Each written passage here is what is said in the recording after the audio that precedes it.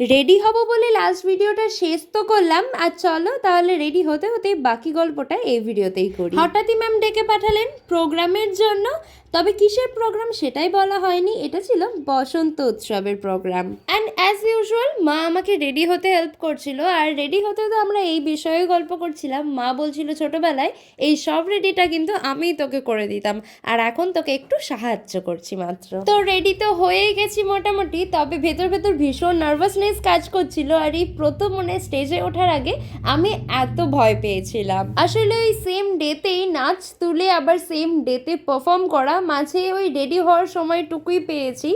তো সেই জন্য আমরা সবাই একটু বেশি নার্ভাস হয়েছিলাম। তবে মা সবসময় পাশে মন্ত্রের মতো মোটিভেট করে যাচ্ছিল, কিছু হবে না, কিছু হবে না, ভয় পাস না, বেশি টেনশন করলেই ভুল করবি, ওই সমস্ত কিচ্ছু ভাবিস না।